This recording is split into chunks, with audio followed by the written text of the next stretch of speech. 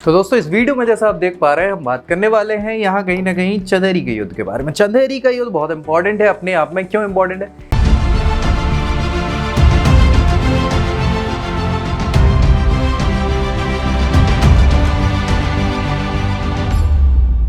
क्यों बड़ो? ये राजनीतिक दृष्टि को ध्यान में रखते हुए, राजनीतिक दृष्टि मतलब उस समय का जो राजनीतिक मैप हो रहा है या जो स्थिति बन रही है उसकी कारण ये बहुत इंपॉर्टेंट हो जाता है। ये युद्ध होगा आपका 1528 में। कब होगा? 1528 में। ये युद्ध जनवरी में होने वाला है और जनवरी में ये युद्ध जब होगा तो इस युद्ध की बहुत सामरिक महत्वता है, उसके कारण ये युद्ध हो रहा है। अब चलो प्रोस्पेक्ट को ध्यान में रखते हुए यहाँ थोड़ी चर्चा कर लेते हैं चंदेरी के युद्ध के बारे में।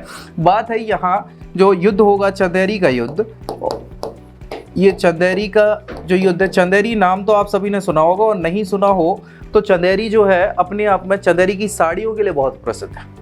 चंदेरी की साड़ियाँ जो हैं ये बहुत प्रसिद्ध साड़ियाँ होती हैं, ठीक है। तो चंदेरी की साड़ी से आप याद रख लें चंदेरी, ये मध्य प्रदेश में पड़ती है जगह। क्या पड़ती है? मध्य प्रदेश। मध्य प्रदेश में गुना डिस्ट्रिक्ट के अंतर्गत ये आता है फिलहाल, ठीक है। अब भैया ये चंदेरी जो है उस समय मतलब हम उसकी बात कर रहे हैं जबकि 1528 में जब युद्ध हो रहा है उस समय की बात कर रहे हैं। ये उस समय राजा थे इसके मेदिनी राय। क्या नाम है? मेदिनी राय।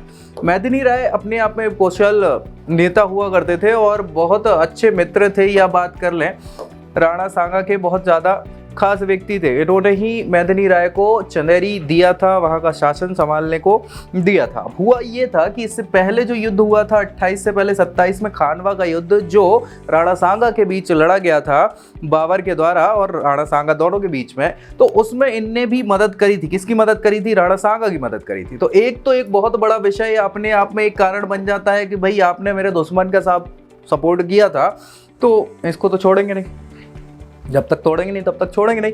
तो यहाँ मेदिनी राय से युद्ध का एक बहुत बड़ा रीजन ये भी था कि भाई तुमने राणा सांगा को सपोर्ट किया और भाई अब हम तुमसे बदला लेंगे।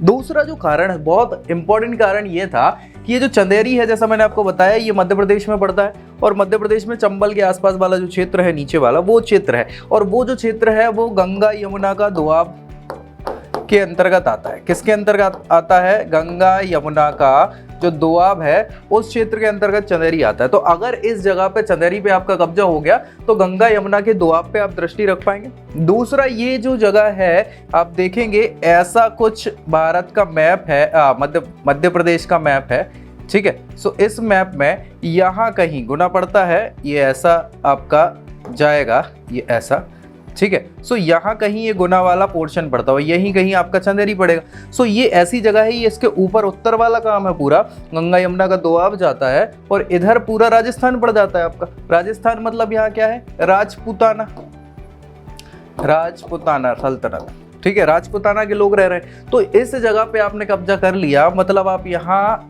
गंगा यमुना पे भी अपनी नजर रख सकते हैं और राजपूताना सल्तनत पे या वहाँ के शासकों पर भी अपनी नज़र रख सकते हैं। तो सामरिक दृष्टि से या राजनीतिक दृष्टि से बहुत इंपॉर्टेंट हो जाता है चंदेरी, ठीक है। इसी सारे कारणों से भाई 1528 में बाबर ने युद्ध कर दिया चंदेरी पे। अब भाई आक्रमण जब किया तो इसकी रूपरेखा तो पहले ही से तय कर दी थी। कहीं ना कहीं यहाँ अलवर पड़ता है राजस्थान का ये क्षेत्र। सो अलवर पे भी इनने 1527 जैसे ही खानवा का युद्ध जीता आपने मार्च में, उसके बाद अप्रैल में ही क्या कर लिया था?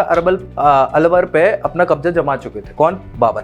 अब भैया ये आए और इन्होंने चंदेरी में युद्ध करना चालू किया और चंदेरी का युद्ध बहुत बहादुरी से लड़ा गया राजपूतों के द्वारा, बाकायदा, कोई समस्या थी नहीं। लेकिन अब क्या करें भाई, ये पता ही है कि जब राणा सांगा हार चुका है, सबका मनोबल गिर चुका था, सारी चीजें हो चुकी थी, तो अब भाई इनका अभी कहीं ना कहीं मनोबल पस्त हो गया और ना चाहते हुए भी ये हार गए। भाई 19 जनवरी के दिन चंदेरी पे कब्जा हो गया फाइनली 1528 में। किसका? बाबर का। और इसी के साथ अच्छे खासी क्षेत्र पे आपकी कहीं ना कहीं पकड़ बन गई और इसके कारण आपको धीरे धीरे करके अब पूरा गंगा जमुना वाला और राजपूताना दोनों की दृष्टिगत आप अपनी कोई भी नीति बना सकते हैं। तो अगला युद्ध जो होगा, अच्छा, जीतने के बाद चंदेरी को मेदिनी राय तो मर गए, मार दिया। अब इन्होंने अपने एक खास व्यक्ति को, इनका नाम है अहमद शाह। क्या नाम है? अहमद शाह, ठीक है। अहमद शाह को इन्होंने क्या कर दिया भाई? चंदेरी का शासक नियुक्त कर दिया। किसने? बाबर। वो वापस चले कभी कहाँ, दिल्ली चले जाएंगे।